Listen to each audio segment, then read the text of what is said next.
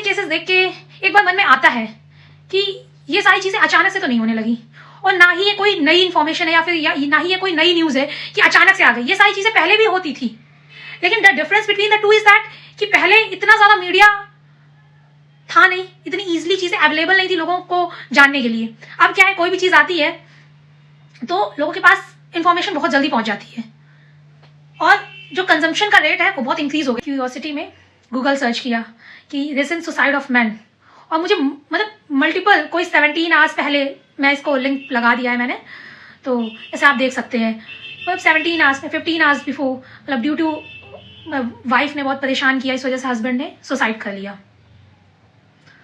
And किसी भी चीज़ में देखें, और आप अभी हेल्थ रिपोर्ट्स भी देख लीजिए वेरियस ऑर्गेनाइजेशंस की, तो जो हार्ट अटैक्स हैं या फिर और भी अदर जो हेल्थ इश्यूज हैं वो मेंस में ज़्यादा देखने को मिलते हैं। कभी आपने रेयरली कभी सुना होगा कि वुमेन को हार्ट अटैक आया। जो इसके जो केसेस हैं वो मेंस में बहुत ज़्यादा इंक्रीज करते जा रहे हैं, वेरियस प्रेशर्स, और लोग कहते हैं घोर कलयुग आ गया है। बट सच में अब मुझे भी फील हो रहा है कि सच में कि ये जो ट्रेंड देखने को मिल रहा है ना, कि जैसे सुशांत सिंह राजपूत का केस देखने को मिला, we are not sure that Rhea Chakraborty is still involve in it, लेकिन वो केस अभी भी मतलब चल रहा है। I can't say anything about it. So लेकिन इंडिया का करप्शन सिस्टम इतना आगे है कि मुझे नहीं लगता कि कभी हमें क्लियर आंसर मिल पाएगा उस केस का भी। और फिर आप मेरठ केस देख लीजिए, ये तो लिटरली शॉकिंग था। मतलब मैं तो एक हफ्ते से सो नहीं पाई, दैट्स द रीजन बिहाइंड कि मैं आज इस टॉपिक पे आपसे डिस्कस कर रही हूँ।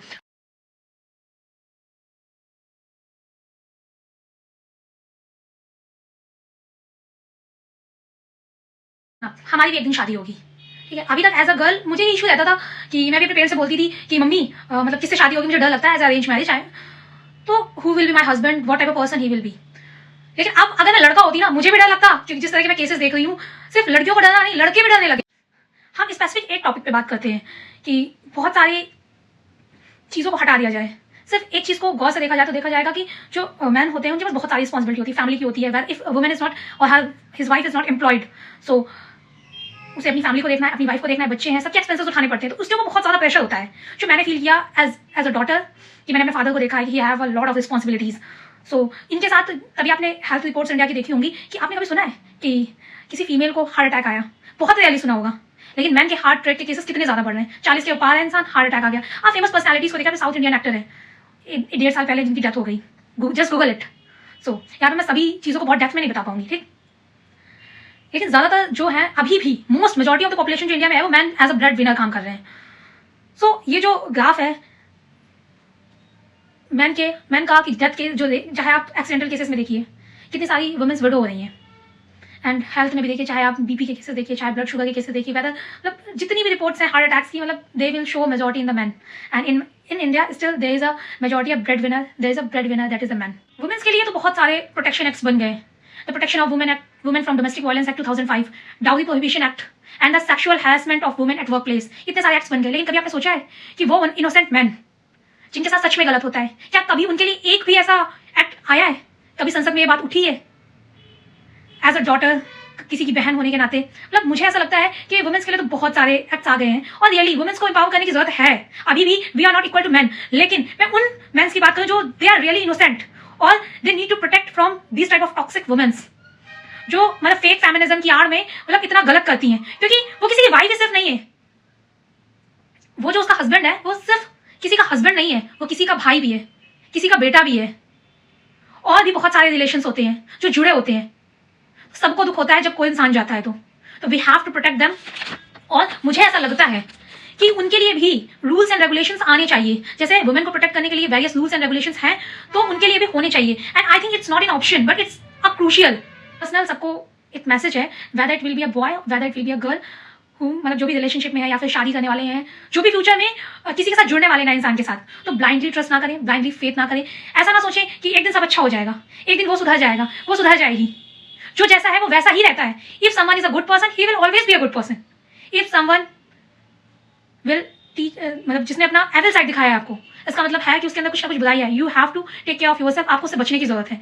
तो और जितना मैं चैनल देखती हूँ SRP करके, इसमें रियल क्राइम स्टोरीज दिखाते हैं, तो मैं काफी टाइम से उस चैनल को फॉलो कर रही हूँ। तो मैंने एक जो साइकोलॉजी देखी और उसका जो मैंने सोल्यूशन देखा कि अगर आपसे किसी ने पोलाइटली भी बोला है कि they don't want to stay with you, मतलब वो आपसे अलग होना चाहते हैं। अगर आप मैरिड है, whether you will be married और you will be in relationship, किसी भी तरह के आप रिलेशन में, अगर उसने डिसइंटरेस्ट दिखाया तो आपको उसमें बहुत ज़्यादा एफर्ट्स लगाने की जरूरत नहीं है कि वो इंसान मेरे साथ रह जाए, क्योंकि अगर किसी ने मन बना लिया है तो वो इंसान जाएगा आपको छोड़ के, कुछ भी आप कर लो। फिर उसका एंड कुछ इस तरह होता है, क्योंकि मेरठ वाले केस में भी 2021 में दोनों डाइवोर्स लेने जा रहे थे, दोनों अलग होना चाहते थे, लेकिन पेरेंट्स ने फिर उनको यूनाइट कर दिया। उसका कंक्लूजन क्या हुआ? Death of Saurabh, murder of him, और उसकी फैमिली उसके पीछे तड़प रही है। तो अगर कोई आपको छोड़ना चाहता है तो समझाने की जरूरत नहीं है, दुनिया में बहुत लोग हैं और लोग अकेले भी सर्वाइव करते हैं, ठीक है। तो टॉक्सिक रिलेशनशिप में रहने से बेटर है आप अकेले रहो, कोई जरूरत नहीं है किसी को झेलने की, सोसाइटल प्रेशर में आने की, लोग क्या कहेंगे। आपकी जिंदगी से ज्यादा इंपॉर्टेंट है लोगों का कहना, तो किसी का वेट ना करें। और last but not the least, कोई आपको बचाने नहीं आएगा, आपको अपने सेल्फ कॉन्शियसनेस से आपको डिसीजन लेने हैं अपनी लाइफ के। You have to mature enough and bold enough and you have to controlling your emotions to that much of level that कि अगर कोई टॉक्सिक इंसान आपको लगता है वो गलत है तो मोह माया पड़ने की जरूरत नहीं, you have to live them। या कहना आसान है, टाइम लगता है, लेकिन you have to live। आपको लास्ट में लगेगा you have taken a, क्योंकि जिस तरह का क्रम देखा जा रहा है, चाहे लड़कियों का हो चाहे लड़कों का हो, तो at last it will be going to be a fatal। so इतना बुरा होने से अच्छा है कि थोड़ी देर का तो ठीक है। And I think that's enough. And अगर आपके कोई भी सजेशन हो, मेरी कोई भी बात गलत लगी हो या फिर कोई भी बात अच्छी लगी हो या फिर कुछ भी हो जो जिसे मैं और बेटर कर सकती हूँ और मैं इस वे में भी सोच सकती थी, तो let me know in the comment section, और मुझे बहुत खुशी होगी। और अगर आप मेरे इस तरह के कंटेंट को पसंद कर रहे हैं तो let you motivate me so that मैं और भी अच्छा बनाने की कोशिश करूँ और नया कंटेंट कुछ लेके आऊँ, ठीक है। Thank you so much all and love you.